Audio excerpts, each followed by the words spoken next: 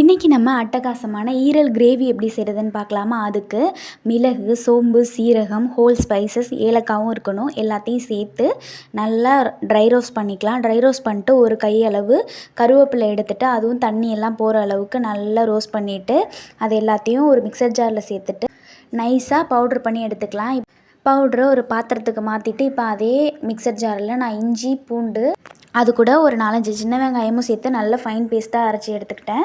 இப்போ 2 தக்காளியை கட் பண்ணி போட்டு இதை தனியாக ஒரு பாத்திரத்தில் எடுத்து வச்சுட்டு ஒரு தக்காளியை கட் பண்ணி போட்டு அதையும் நல்லா ஃபைன் பேஸ்ட்டாக அரைச்சி எடுத்துக்கிட்டேன்.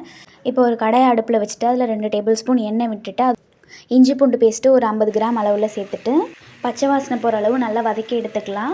அதுக்கு பிறகு 2 தக்காளியை அரைச்சி நல்லா ஃபைன் பேஸ்ட்டாக அரைச்சி அதையும் சேர்த்து அதுக்கு வேகிறதுக்கு கொஞ்சம் உப்பு போட்டுக்கலாம். உப்பு போட்டுட்டு நல்லா கலந்து விட்டுட்டு அந்த தக்காளியோட பச்சை வாடையும் போகணும். தக்காளியோட பச்சை வாடை போன பிறகு மஞ்சள் தூள், மிளகாய் தூள், கரம் மசாலா தூள், சிக்கன் மசாலா தூள் இது எல்லாமும் சேர்த்து நல்லா கலந்து விட்டுக்கலாம். காரம் கம்மியாக வேணும்னு நினச்சிங்கனாக்கா நீங்கள் மிளகாய் தூளை ஸ்கிப் பண்ணிக்கலாம். இப்போ நம்ம ரெடி பண்ணி வச்சுருக்க அந்த பொடி, ஹோல் ஸ்பைசஸ்லாம் போட்டு ரெடி பண்ணியிருக்கோம்ல, அந்த பொடியையும் அது கூட சேர்த்துட்டு நல்லா கலந்து விட்டுக்கலாம். இந்த மசாலாவில் உள்ள பச்சை வாடையெல்லாம் போகிற வரைக்கும் ஒரு 5 நிமிஷம் போல் நம்ம நல்லா கலந்து விட்டுக்கலாம். இந்த பவுடர், ஹோல் ஸ்பைசஸ்லாம் சேர்த்து செஞ்சுருக்கோம்ல, இந்த பவுடரை வந்து நீங்கள் முட்டைக்கு கூட போடலாம். பெப்பர், சீரகம் மட்டும் நம்ம அடித்து போடுவோம். அது இல்லாமல் இந்த ஹோல் ஸ்பைசஸ் கூட நம்ம போட்டுக்கலாம். இப்போ நல்லா எண்ணெய் பிரிஞ்சு வந்துருச்சு. இந்த ஸ்டேஜில் நம்ம க்ளீன் பண்ணி வச்சுருக்க ஈரலையும் அது கூட சேர்த்துட்டு ஒரு 5 நிமிஷம் சிம்லேயே வச்சு ஃபுல்லாக கிளறி விட்டுக்கலாம்.